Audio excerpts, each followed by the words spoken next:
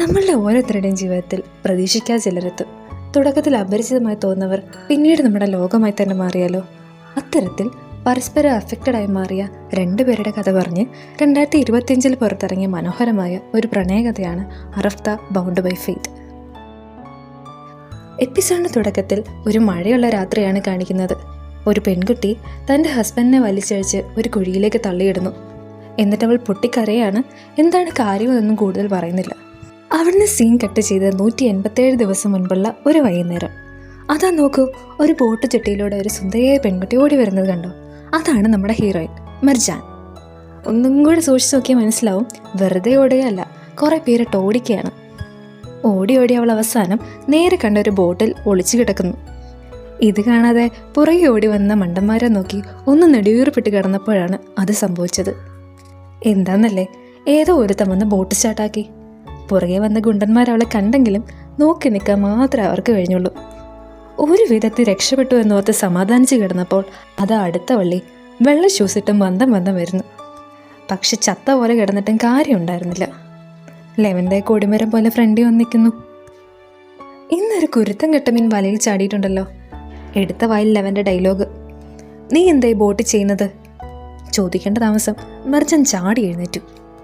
എന്നിട്ട് വലയൂരാൻ കിടന്ന് പെടപ്പാട് വരുന്ന മർജാനെ സഹായിച്ച് ഒരു പുണ്യാത്മാവാം എന്ന് വിചാരിച്ചപ്പോൾ ലെവൾക്ക് ജാട. പിന്നെ സ്റ്റോപ്പ് ഇറ്റ് എന്ന് പറഞ്ഞ് അവൻ അവളെ വലയിൽ നിന്ന് ഊരിവിട്ടു. വലയിൽ നിന്ന് രക്ഷപ്പെട്ട ഗ്യാപ്പിൽ ഒന്ന് നേരെ നിൽക്കാൻ നോക്കിയപ്പോൾ കാല് വഴുതി അവളെ അവൻ ചേർത്ത് പിടിച്ചു. വിടരാ എന്നെ, നീ എന്നതായി കാണിക്കുന്നേ? ഒരു സ്റ്റൈലിൽ ആക്രോശിച്ച് നാക്ക് വായിലേക്കിട്ടില്ല. ലെവൻ ഒറ്റയിടൽ താഴേക്ക്. നീ എന്നെ താഴെ ഇട്ടോ? അതുകൊള്ള, നീ വിടാൻ പറഞ്ഞു, ഞാൻ വിട്ടു.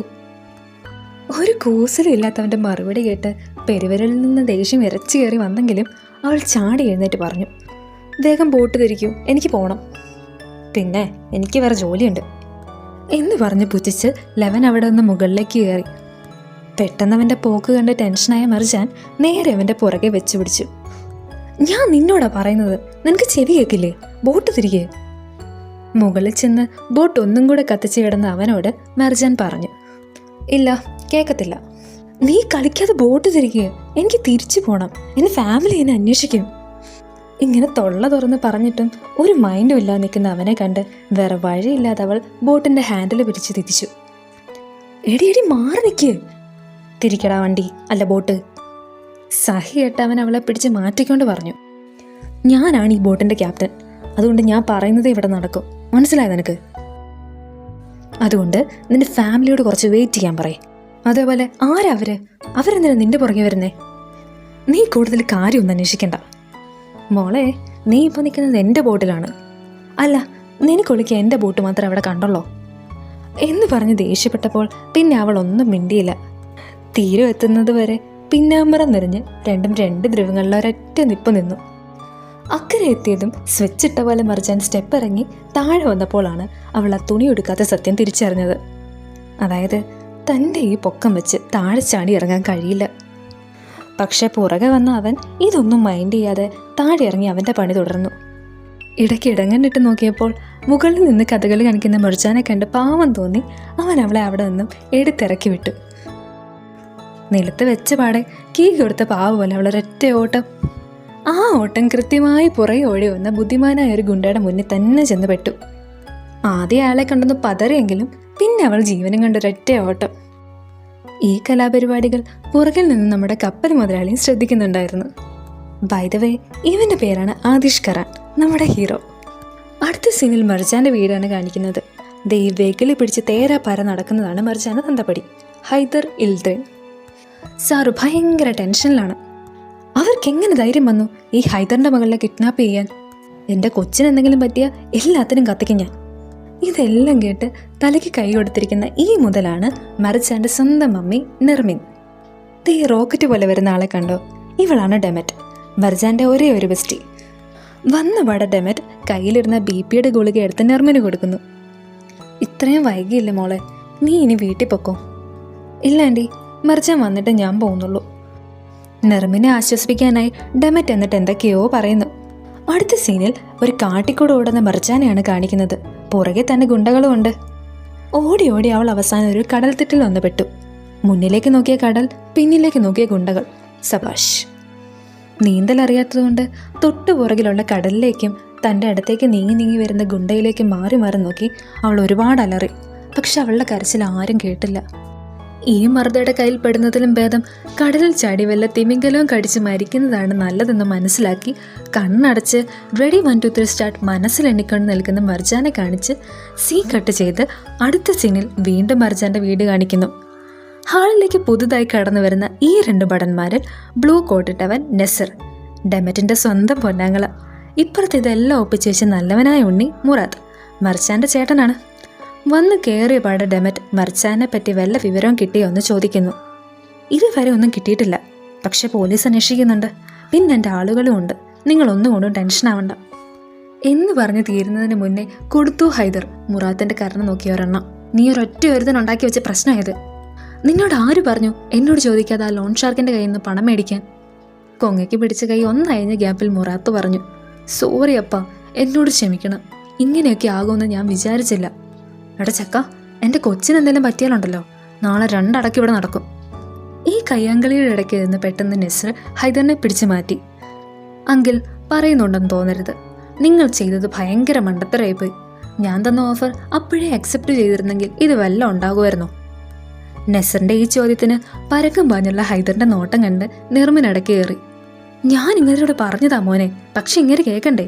ആ വാശിക്കാരി മറിച്ചാൻ്റെ വാക്ക് കേൾക്കേണ്ട വല്ല കാര്യം ഉണ്ടായിരുന്നോ?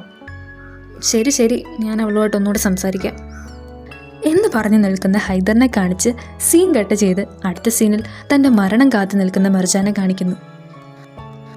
പെട്ടെന്നാണ് പുറകിൽ നിന്നൊരു കുതിരയുടെ സൗണ്ട് കേട്ടത്. തിരിഞ്ഞു നോക്കിയപ്പോൾ അതാ വീണ്ടും നമ്മുടെ നായകൻ ആദേശ്. അവൻ വന്ന പാടെ അവിടെ ഉണ്ടായിരുന്ന ഗുണ്ടകളെയെല്ലാം ഇടിച്ച് പഞ്ചറാക്കി മർജാനെ തൻ്റെ വാഹനത്തിൽ കയറ്റി അവിടെ നിന്നും പോയി. നേരം വൈകി തുടങ്ങിയിരുന്നു. കുറച്ചു നേരം കഴിഞ്ഞ് അവർ ഒരു തണലുള്ള സ്ഥലം നോക്കി ഇറങ്ങി. ഉയരക്കൂടുതൽ കൊണ്ട് കയറാനും ഇറങ്ങാനും കുറച്ച് തടസ്സം നേരിട്ടെങ്കിലും ആദിഷ് അത് എടുത്തിറക്കി ശരിയാക്കി. നമ്മളെന്തിനാ ഇവിടെ ഇറങ്ങിയത്? ഇപ്പം ഇവിടെ തങ്ങുന്നതാണ് നല്ലത്. ഇവിടെ താമസിക്കാനോ? ഒന്ന് പോടേക്കാ. മോളെ, നിനക്ക് വേണമെങ്കിൽ മതി. ദേ, നേരെ ഇരുട്ടി തുടങ്ങി. വഴിയിൽ പെട്ടുപോവുണ്ടെങ്കിൽ രാവിലെ വരെ ഇവിടെ തങ്ങുന്നതാണ് നല്ലത്. ഇവിടെ മനുഷ്യവാസമൊന്നും ഇല്ലല്ലോ എന്ന് പറഞ്ഞ് ചുറ്റും നോക്കി ഒന്ന് പരതി തിരിഞ്ഞ് നോക്കിയപ്പോൾ ഉണ്ട് ദേ ആ കുതിര പോകുന്നു. പിടിക്കാതിനെ. എവിടെ? അങ്ങനെ ആ കുതിര അവരോട് ടാറ്റാ ബൈബൈ പറഞ്ഞ് അവിടുന്ന് സ്ഥലം കാലിയാക്കി. അടുത്ത സീനിൽ തൽക്കാലം തങ്ങാനൊരിടം കണ്ടെത്തി തണുപ്പ് കാരണം തീ കൂട്ടുകയാണ് ആദിഷ്. ഈശ്വര, ഈ നട്ടപ്പാതിരിക്ക് ഇവൻ്റെ കൂടെ എങ്ങനെ കഴിയും ഞാൻ? നീ പേടിക്കണ്ട, അവരാരും ഇങ്ങോട്ട് വരില്ല. ആർക്ക്? എനിക്ക് പേടിയൊന്നുമില്ല. മർച്ചാൻ്റെ ഈ പുച്ഛത്തോടെയുള്ള മറുപടി കേട്ട് ആദേശ് അവളെ ഒന്ന് നോക്കി. എങ്ങനെ തോന്നിയടാ നിനക്ക് നിന്റെ ഫോണും കൂടി ആ കുതിരയുടെ മുകളിൽ വെച്ചിട്ട് വരാൻ? ഓ സോറി, ഞാനതിനെ പേടിപ്പിക്കണ്ടെന്ന് ഓർത്തിട്ടാണ്. ഓ, അപ്പം വേണമെന്ന് വെച്ചിട്ട് ചെയ്താണല്ലേ? അതിനുത്തരം കൊടുക്കാതെ ആദേശ് എഴുന്നേറ്റ് മർച്ചാൻ്റെ അടുത്തേക്ക് നീങ്ങി. ആരവര്? അവർക്കെങ്ങനെ നിന്നെ അറിയാം? എനിക്കൊരുത്തിനെ അറിയില്ല, പക്ഷെ കണ്ടിട്ട് അവർക്ക് നിന്നെ നല്ല പരിചയമുള്ളവരാണല്ലോ. എനിക്കറിയില്ല എന്ന് പറഞ്ഞില്ലേ? അല്ല അത് പോട്ടെ, നീ എന്നെ എങ്ങനെ കൃത്യമായി കണ്ടുപിടിച്ചു? നീ എന്ത് ചെയ്യായിരുന്നു അവിടെ? നിന്റെ കരച്ചിൽ. ഓ, വിശ്വസിച്ചു. ആദ്യം ബോട്ടിൽ, പിന്നെ ഇവിടെ. ഇതിപ്പോൾ കോയിൻസിഡൻസിൻ്റെ ഒരു പെരുമഴയാണല്ലോ. പറയുന്ന കേട്ടാത്തൊന്നും ഞാൻ നിന്നെ എൻ്റെ ബോട്ടിലേക്ക് ഇൻവൈറ്റ് ചെയ്തതാണെന്ന്. ചിലപ്പോൾ ഇത് വിധിയായിരിക്കുമോ? അത് പറഞ്ഞ് അവൻ തിരിഞ്ഞു നടക്കുമ്പോൾ പെട്ടെന്ന് വേദനയോടെ അവൾ നിലത്തിരുന്നു. തൻ്റെ കാലിൽ മുറുക്കെ പിടിച്ചിരിക്കുന്ന അവളെ കണ്ട് മറിച്ചൊന്നും ചിന്തിക്കാതെ ആദിഷ് അവളുടെ അടുത്തേക്ക് ചെന്നു. എന്നിട്ട് അവളുടെ സ്കാർഫ് അഴിക്കാൻ തുടങ്ങിയപ്പോൾ പെട്ടെന്ന് മറിച്ചാൻ അടുത്തുള്ള വിറകുകൊള്ളി എടുത്ത് ചാടി എഴുന്നേറ്റു. നീ എന്തുവാടാ കാണിക്കുന്നേ? എൻ്റെ ദേഹത്തെങ്ങാനും തൊട്ടാലുണ്ടല്ലോ. ഞാൻ ഈ സ്കാർഫ് അഴിച്ചത് നിന്റെ കാല് കെട്ടാനാണ്. നീ എന്താ വിചാരിച്ചത്? ശേ, വെറുതെ തെറ്റിദ്ധരിച്ചു എന്ന് മനസ്സിലെടുത്ത് മറിച്ചാൻ ഇരുന്നിടത്ത് തന്നെ ഇരുന്നു. ആദേശ് പെട്ടെന്ന് വളരെ ശ്രദ്ധയോടെ ആ സ്കാർഫ് അവളുടെ കാലിൽ കെട്ടി. എന്നിട്ട് തിരിച്ച് വീണ്ടും വിറകെടുക്കാൻ പോയ ആദേശിനെ നോക്കി പെട്ടെന്ന് എന്തോ ഒരു ഉൾവിളി വന്ന പോലെ മറിച്ചാൻ ചാടി എണീറ്റു. എനിക്കിവിടെ നിൽക്കാൻ കഴിയില്ല, എനിക്ക് പോകണം. യവൻ കേട്ട ഭാവം പോലും നടിച്ചില്ല. എനിക്ക് പോണമെന്ന്. ആയിക്കോട്ടെ, പൊക്കോ. ദേ അതാണ് വഴി. നിന്നെ ഞാൻ പിടിച്ചു വെച്ചിട്ടൊന്നുമില്ലല്ലോ. പിന്നെ കൂടുതലൊന്നും ചിന്തിക്കാതെ മറിച്ചാൻ അവിടുന്ന് ചവിട്ടി കുലുക്കി ഇറങ്ങി. ആദിഷ് മറിച്ചൊന്നും പറഞ്ഞില്ല. അടുത്ത സീനിൽ ആദ്യത്തെ ഒരു ആവേശത്തിൽ ഇറങ്ങി പുറപ്പെട്ട മറിച്ചാൻ പേടിച്ച് ഇരുട്ടത്ത് പതുങ്ങി നടക്കുകയാണ്. സ്വയം മോട്ടിവേറ്റ് ചെയ്ത് ഫസ്റ്റ് സ്റ്റെപ്പ് എടുത്ത് മുന്നോട്ട് വെച്ചപ്പോൾ അതാ പന്തം കത്തിച്ച് മറ്റേ ഗുണ്ടകൾ അവളുടെ പേരും പറഞ്ഞു ഓടുന്നു. വന്ന ധൈര്യം അതേപോലെ തന്നെ ഒലിച്ചു പോയപ്പോൾ അടുത്തുള്ള കുറ്റിക്കാട്ടിൽ പമ്മി. പക്ഷെ പെട്ടെന്ന് അടുത്ത സെക്കൻഡിൽ പുറകിൽ നിന്ന് ആരും അവളുടെ വാ പൊത്തി എങ്ങോട്ടോ വലിച്ചോണ്ട് പോയി. ആദ്യമൊന്നും ഞെട്ടിയെങ്കിലും മുഖം കണ്ടപ്പോൾ അവൾക്ക് ആശ്വാസമായി. അവൻ ശബ്ദമുണ്ടാക്കരുത് എന്ന ആംഗ്യം കാണിച്ച് അവളെ അവരിൽ നിന്ന് മറച്ചു പിടിച്ചു. ആരും അവിടെ ഇല്ലെന്ന് ഉറപ്പിച്ച് ഗുണ്ടച്ചേട്ടന്മാർ പോയപ്പോൾ Adish back on the track. എന്തേ, നിനക്ക് ഇനി ഇവിടുന്ന് പോകണമെന്നുണ്ടോ? സോറി, ഒരു കയ്യബദ്ധം എന്ന മട്ടിൽ തന കുനിച്ച് നിന്നതേ ഉള്ളൂ അവൾ. അവിടുന്ന് സീൻ കട്ട് ചെയ്ത് ആദേശിന്റെ വീട് കാണിക്കുന്നു. ഈ ഫോണും പിടിച്ച് തേരാപാര നടക്കുന്നവൾ അസ്ലി. താഴെ ചായ കുടിച്ചുകൊണ്ടിരിക്കുന്ന കൂളമ്മായിയെ കണ്ടോ? ഇവരാണ് മുസയണ്ണ. ഈ നിഷ്കളങ്കത കണ്ടെന്നും തെറ്റിദ്ധരിക്കേണ്ട, രണ്ടും പാഷാണത്തെ ക്രിമികളാ. ഓ, എനിക്ക് പ്രാന്ത് പിടിക്കുന്നു. ദേ ഇപ്പം അവൻ്റെ ഫോൺ ഓഫായി. എൻ്റെ പെണ്ണെ, നീ ഒന്ന് അടങ്ങ്. അമ്മ, നിങ്ങൾക്ക് എങ്ങനെ ഇങ്ങനെ കൂളായിട്ടിരിക്കാൻ പറ്റുന്നു? അപ്പോഴുണ്ട് അവിടേക്ക് മൂന്നാമതൊരാളുടെ എൻട്രി. ആ, ഇവനാണ് ജമാൽ, ആദേശിൻ്റെ കട്ട ചങ്കാണ്. ഇവരിങ്ങനെ വിക്രമനും വേതാളവും പോലെ എപ്പോഴും ഒന്നിച്ച് നടക്കും. ജമാൽ വന്ന പാടം മുസേനത്തിനോട്, അമ്മ തന്ന ലിസ്റ്റിലെ എല്ലാം ഞാൻ ശരിയാക്കിയിട്ടുണ്ട്. പിള്ളേർ പറഞ്ഞത് വഴുതനങ്ങയുടെയും കിഴങ്ങിൻ്റെയും പ്രശ്നമായിരുന്നു എന്നാണ്. ഇപ്പോൾ എല്ലാം ശരിയായി, സോ നോ പ്രോബ്ലം. ഇത് കേട്ട് അസ്ലി രണ്ടുപേരെ മാറി മാറി നോക്കിയിട്ട് പറഞ്ഞു, ഓ വാവ്, ആദേശ് ഇപ്പം എവിടെയാണെന്ന് ഒരു ഐഡിയ ഇല്ല. അപ്പോൾ നിങ്ങളിവിടെ വഴുതനങ്ങയുടെ കാര്യം പറയാണോ? എൻ്റെ അസ്ലി ചെറിയ കുട്ടിയൊന്നും അല്ലല്ലോ, അവൻ ഇങ്ങ് വന്നോളും.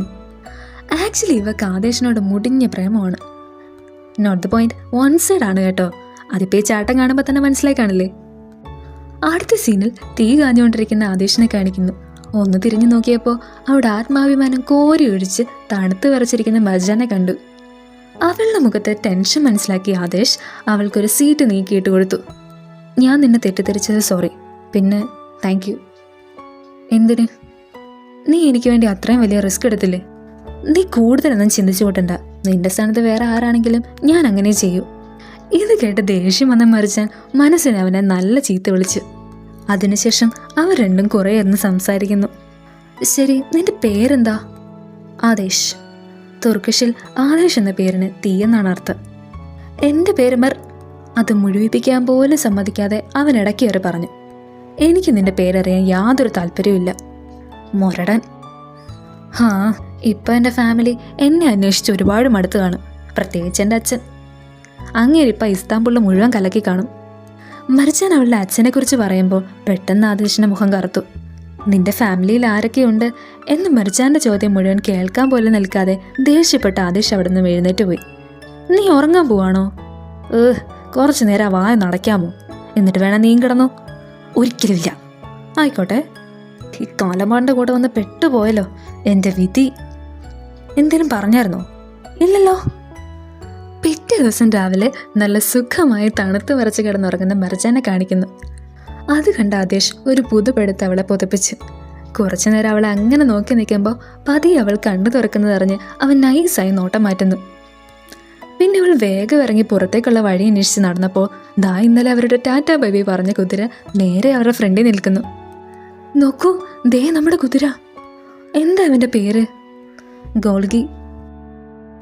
അല്ല, നിന്റെ ഫോൺ എവിടെ?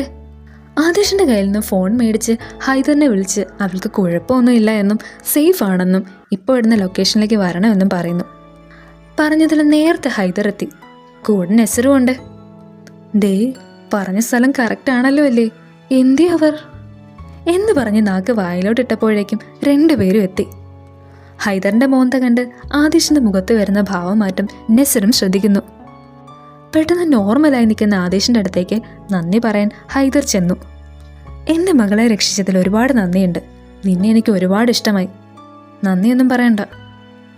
ഇതിൻ്റെ ഇടയ്ക്ക് കയറി പെട്ടെന്ന് നെസർ, ഞങ്ങൾക്ക് ആരുടെയും നന്ദി വേണ്ട. ഇതിന് നിനക്ക് എത്ര വേണമെന്ന് പറഞ്ഞാൽ മതി, ഞാനത് സെറ്റിൽ ചെയ്തേക്കാം.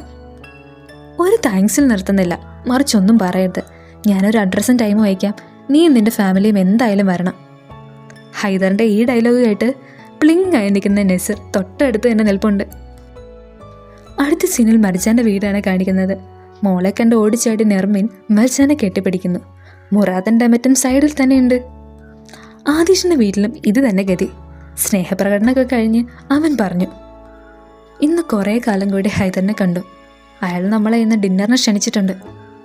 ഇത് കേട്ട് മുസൈനത്തിൻ്റെ മുഖവും മാറുന്നു. അടുത്ത സീനിൽ മകളെ ഇഷ്ടമില്ലാത്ത മാരേജിന് നിർബന്ധിക്കുന്ന ഹൈദറിനെയാണ് കാണിക്കുന്നത്. മോളെ, നീ ഈ സാഹചര്യത്തിൽ നസറിനെ കല്യാണം കഴിക്കുന്നതാണ് നല്ലത്. എനിക്കവനെ കല്യാണം കഴിക്കണ്ട മോളെ, ഇത് ചെറിയ കാര്യമല്ല. നീ അവനെ കല്യാണം കഴിച്ചാൽ അവൻ നമ്മുടെ കടങ്ങളെല്ലാം വീട്ടിക്കോളും. നിന്നെ ഞാൻ അതിനെ ഫോഴ്സ് ചെയ്യില്ലായിരുന്നു. പക്ഷേ ആ മുറാത്ത് കാരണം നമ്മൾ ഇത്രയും വലിയ കടത്തിൽപ്പെട്ടില്ലേ. നമുക്കിനി അധികം ടൈമില്ല. അതുമാത്രമല്ല, നസർ നല്ലൊരാളാണ്. ഇത്രയും ഡയലോഗ് അടിച്ചിട്ടും മെർജാൻ വഴങ്ങാത്തതുകൊണ്ട് തന്തപ്പടി അടുത്ത അടവെടുത്തു. അടുത്ത് വരരുത്, ചത്തു കളയും ഞാൻ. ശബ്ദം കേട്ടകത്തേക്ക് നെർമിനും വന്നു. അവസാനം ഈ അടവിൽ മെർജാൻ വീണു. സഖി കെട്ട് കല്യാണത്തിൽ സംബന്ധിച്ച് അവൾ അവിടുന്ന് പോയപ്പോൾ ഹൈദർ ഉണ്ടയില്ലാതെ തോക്കെടുത്ത് നെർമിനെ കാണിച്ചു. കള്ളത്തണ്ട. പുറത്തുനിന്ന് വിഷമിച്ച് നിൽക്കുന്ന മെർജാൻ്റെ അടുത്തേക്ക് ഡെമറ്റ് വന്നു. ഞാൻ കല്യാണം കഴിക്കാൻ പോവാ ഡെമറ്റ്. ആരുമായി? നിന്റെ ബ്രദറുമായി. പക്ഷെ ഇത് കേട്ട് ഡെമറ്റ് ഒരുപാട് എക്സൈറ്റഡ് ആവുന്നു. ഞാൻ നസറിനെ സ്നേഹിക്കുന്നില്ല ഡെമറ്റ്. പക്ഷെ ഇതേ എൻ്റെ മുന്നിൽ ഒരു വഴിയുള്ളൂ. നിനക്കറിയാവുന്നതല്ലേ, ഈ കടങ്ങളൊക്കെ തീർക്കാൻ ഞാൻ ഒരുപാട് ശ്രമിച്ചു. നീ എന്ത് തീരുമാനിച്ചാലും ഞാൻ നിൻ്റെ കൂടെ ഉണ്ട്. ആക്ച്വലി എൻ്റെ ചേട്ടൻ നല്ലൊരാളാണ്. ഞങ്ങളുടെ പേരൻസിൻ്റെ മരണശേഷമാണ് അവൻ ഇത്രയും ദേഷ്യക്കാരനായത്. പക്ഷെ എനിക്കറിയാം, അവന് നിന്നെ ഒരുപാട് ഇഷ്ടമാണ്. അവൻ നിന്നെ ഒരിക്കലും ഡിസപ്പോയിൻറ്റഡ് ആക്കില്ല. അടുത്ത സീനിൽ ആദേശിൻ്റെയും ജമാലിൻ്റെയും ഒരു ഫൺ ഫൈറ്റ് കാണിക്കുന്നു. അവിടുന്ന് സീൻ കട്ട് ചെയ്ത് നസർ ഒഫീഷ്യലായി പെണ്ണ് ചോദിക്കാൻ വീട്ടിലേക്ക് വരികയാണ്. മെർജാൻ്റെ ഈ കല്യാണത്തിനോടുള്ള വിരോധം അവൾ മറച്ചു വെക്കുന്നില്ല. നൈറ്റിലെ ഡിന്നറിന് വേണ്ടിയുള്ള ഒരുക്കത്തിലാണ് മിർജാൻ്റെ വീട്. നെർമിൻ അവർ വരുന്നതിനോട് വലിയ താല്പര്യമില്ല. ഗേറ്റിന് മുന്നിൽ ആദേശിൻ്റെ കാർ എത്തിയപ്പോൾ അവൻ പുറത്തിറങ്ങി. വളരെ ദേഷ്യത്തോടെയും വേദനയോടെയും തൻ്റെ മുന്നിൽ കാണുന്ന ഹൈദറിൻ്റെ വീട്ടിലേക്ക് നോക്കി നിൽക്കുകയാണവൻ. പുറത്തിറങ്ങിയ മുസയാനവും അങ്ങനെ തന്നെ. കണ്ണു നിറഞ്ഞിരിക്കുന്ന അവനെ കണ്ട് മുസയാനം അവനെ സമാധാനിപ്പിക്കാൻ ശ്രമിക്കുന്നു. വരൂ, ടേബിൾ റെഡിയായിരിക്കുകയാണ്. ഞങ്ങളുടെ കുട്ടിയെ രക്ഷിച്ചതിൽ ഒരുപാട് നന്ദിയുണ്ട്. അല്ല, നിങ്ങൾ ആരാന്ന് പറഞ്ഞില്ല? ഞാൻ മുസയാനം. നിങ്ങൾക്ക് ഞങ്ങളെ അറിയാൻ വഴിയില്ല. ഞങ്ങൾ കുറേ നാളായി അബ്രോഡായിരുന്നു. എനിക്ക് അമ്മയെ പോലെയാണ്. നീ എന്താണ് ചെയ്യുന്നത്? ഇടയ്ക്ക് ഹൈദറിൻ്റെ ചോദ്യം. Civil engineering. ഓ, അപ്പോൾ നമ്മളെല്ലാവരും ഒരേ ഇൻഡസ്ട്രിയിലുള്ളവരാണ്. നീ ആദേശിൻ്റെ സിസ്റ്ററാണല്ലേ? അല്ല, അവൾ എൻ്റെ മകളാണ്. ഇവരൊന്നിച്ചാണ് വളർന്നത്. ദേ ഈ ഭക്ഷണം എടുത്തുകൊണ്ട് വരുന്ന ആൻറ്റിയെ കണ്ടോ? ഇവരാണ് ബിനാസ്. മിസ് ബിനാസിനെ കണ്ട് മാത്രം ആദേശിൻ്റെ മുഖത്ത് ചെറിയൊരു ചിരി വരുന്നുണ്ട്. ഇതിനിടയ്ക്ക് ആദേശിൻ്റെയും മെർജാൻ്റെയും ഇടയിൽ ചെറിയൊരു ഉപ്പുമാറ്റൽ കളി നടക്കുന്നുണ്ട്. ഈ കയ്യാങ്കളി എല്ലാവരും ശ്രദ്ധിക്കുന്നുണ്ട്, പ്രത്യേകിച്ച് നെർമിനും മുറാത്തും. ഇത് കണ്ടിട്ടെന്നോണം ഹൈദർ ഇടയ്ക്ക് കയറി പറഞ്ഞു, ഉടനെ ഇവിടെ ഒരു വിവാഹം ഉണ്ടാവും. എൻ്റെ മകൾ മെർജാനും നസറുമായി. അവനും ഒരു ബിസിനസ്മാനാണ്. നിങ്ങൾ എന്തായാലും വരണം. അത് കേട്ട ആദേശ് മെർജാനെ ഒന്ന് നോക്കി. പിറ്റേ ദിവസം രാവിലെ മെർജാൻ്റെ വീട് കല്യാണത്തിന് ഒരുങ്ങുകയാണ്. എല്ലാവരും ടെൻഷൻ അടിച്ച് പാഞ്ഞപ്പോൾ മണവാട്ടിയായ മെർജാൻ മാത്രം ഒരു കാഷ്വൽ ഡ്രസ്സ് ഇട്ട് ഇറങ്ങി വന്നു. ഇതെന്ത് ഡ്രസ്സാണ് നീ ഇട്ടിരിക്കുന്നത്? ഈ കല്യാണത്തിന് ഇതൊക്കെ തന്നെ ധാരാളം. പെട്ടെന്ന് മുറാത്ത് അവരുടെ ആചാരം അനുസരിച്ച് ഒരു റെഡ് റിബൺ മെർജാൻ്റെ അരയിൽ കെട്ടിക്കൊടുത്തു. വൈകാതെ ഹൈദർ മെർജാൻ്റെ കൈ പിടിച്ച് നസറിന് കൊടുക്കുന്നു. അടുത്ത സീനിൽ ഭയങ്കര ഫ്രസ്ട്രേറ്റഡായി തൻ്റെ വേസ്റ്റിലെ റിബൺ ഊരി എറിയുന്ന മെർജാനെ കാണിക്കുന്നു. എനിക്ക് കല്യാണം വേണ്ട, ഗോഡ് പ്ലീസ് ഹെൽപ്പ് മീ. പെട്ടെന്ന് കതക് തുറന്ന് നസർ അകത്തേക്ക് കയറി വന്നു. നീ വെഡ്ഡിങ് ഡ്രസ്സ് വേണ്ടെന്ന് പറഞ്ഞത് എന്തായാലും മോശമായി. എന്നാലും നീ സുന്ദരിയാണ്. വരൂ, എല്ലാവരും നമ്മളെ വെയിറ്റ് ചെയ്യുകയാണ്. ഞാൻ നിന്നെ സ്നേഹിക്കുന്നില്ല നസർ, നിനക്കറിയാതെ അല്ലേ? Yes I know. പിന്നെ എന്തിനാ നീ എന്നെ കല്യാണം കഴിക്കുന്നേ? നിനക്കറിയാമോ, ഞാൻ നിനക്ക് വേണ്ടി എന്തും ചെയ്യും. ഇതെല്ലാം മറന്ന് നീ ഒരു ദിവസം എന്നെ സ്നേഹിക്കും. അല്ല, ഞാൻ നിന്നെ കൊണ്ട് സ്നേഹിപ്പിക്കും. എനിക്ക് മനസ്സിലാവുന്നില്ല എന്തിനാണ് ഈ നാടകമെന്ന്. നിനക്കറിയാമോ, ഞാൻ നിന്നെ കല്യാണം കഴിക്കുകയല്ല. പിന്നെ നീ എന്നെ എൻ്റെ പേരൻസിൻ്റെ കയ്യിൽ നിന്ന് പണം കൊടുത്ത് മേടിക്കുകയാണ് എന്ന് പറഞ്ഞ് ദേഷ്യപ്പെട്ട് അവൾ മുറിയിൽ നിന്ന് ഇറങ്ങിപ്പോയി. അടുത്ത സീനിൽ വെഡ്ഡിംഗ് ഹാളാണ് കാണിക്കുന്നത്. സാക്ഷിയായി ഡെമറ്റ് ഓൾറെഡി പ്രസൻ്റ് ആണ്. മനസ്സ് ചോദ്യത്തിന് ഒരു മനസ്സുമില്ലാതെ ഉത്തരം അറിയിക്കാൻ നിൽക്കുകയാണ് മെർജാൻ. ദൈവമേ, ഇതൊരു സ്വപ്നമാവണേ. പെട്ടെന്നാണ് വാതിൽ തള്ളി തുറന്നുള്ള ആദേശിൻ്റെ എൻട്രി. എല്ലാവരും ഞെട്ടി ശബ്ദം കേട്ട ഭാഗത്തേക്ക് നോക്കി. പിന്നെ അവിടെ ആദേശിൻ്റെ കിടിലൻ ഫൈറ്റാണ്. അവസാനം എല്ലാവരും ഗൺ പോയിന്റ് നിർത്തി ആദേശ് മെർജാനെ വിവാഹ മണ്ഡപത്തിൽ നിന്നും വലിച്ചിറങ്ങിക്കൊണ്ടുപോയി. വേഗം മര്യാദയ്ക്ക് വണ്ടി കയറിക്കോ, പോടാ അവിടുന്ന്. സഹി കേട്ട ആദേശ് തൂക്കിയെടുത്തവളെ വണ്ടി കയറ്റി. താഴെ ഇറക്കട പന്നി എന്നെ, അടങ്ങിയിരുന്നോണം ഇവിടെ എന്ന് പറഞ്ഞ് അവൻ വണ്ടിയെടുത്തു. തൊട്ട് പിറകെ നെസറും ഉണ്ട്. നിന്റെ തലയ്ക്ക് എന്താ സുഖമില്ലേ? എൻ്റെ അച്ഛനും നെസറും ഇനി നിന്നെ വെറുതെ വിടില്ല. കുറച്ചു നേരത്തെ ചേസിങ്ങിന് ശേഷം നെസറിന്റെ കട്ടയും പടവും മടങ്ങി. ഓക്കെ ശരി, ഞാൻ കാമാണ്. ഇനി പറ, നീ എന്തിനാ ഇത് ചെയ്തത്?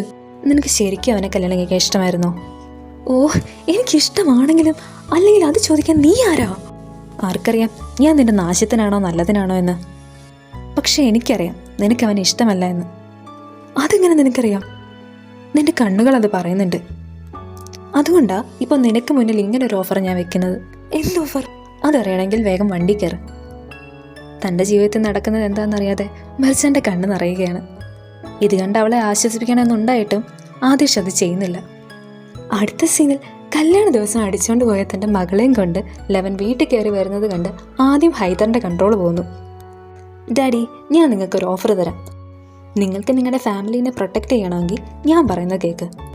എനിക്കറിയാം നിങ്ങളുടെ കടങ്ങളെക്കുറിച്ച്. വേണമെങ്കിൽ ആ കടങ്ങളെല്ലാം ഞാൻ വീട്ടിൽ തരാം. പക്ഷെ ഒരു കണ്ടീഷൻ, 187 ദിവസം. 187 ദിവസത്തേക്ക് നിങ്ങളുടെ എല്ലാം എൻ്റേതായിരിക്കും. തീരുമാനങ്ങളെല്ലാം ഞാൻ എടുക്കും. കോൺട്രാക്റ്റിൻ്റെ അവസാന ദിവസം ഞാനിതെല്ലാം നിങ്ങൾക്ക് തിരിച്ചു തന്നേക്കാം. ഒന്നും സംഭവിക്കാത്ത പോലെ നിങ്ങൾക്ക് തുടർന്ന് ജീവിക്കാം. പിന്നെ എനിക്കൊരു കണ്ടീഷനും കൂടെ ഉണ്ട്. ഞാൻ മറിച്ചാണ് കല്യാണം കഴിക്കും. അതും ഈ എഗ്രിമെൻ്റ് കഴിയുന്നവരെ മാത്രം.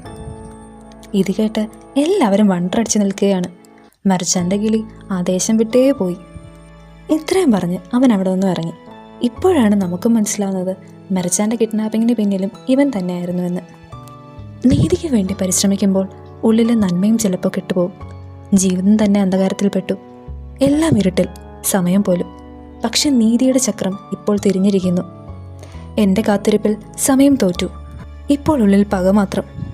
അവരുടെ കയ്യിൽ നിന്ന് ഞാൻ സ്വർഗം തട്ടിപ്പറിച്ച് നരകം കൊടുക്കും. ഈ തീ ഇപ്പോൾ ചാരത്തിൽ നിന്നുണ്ടായതാണ്. അതാര് തൊട്ടാലും പൊള്ളും. ഇത്രയും മനസ്സിലോർത്ത് അവൻ അവിടെ നിന്നും നീങ്ങി.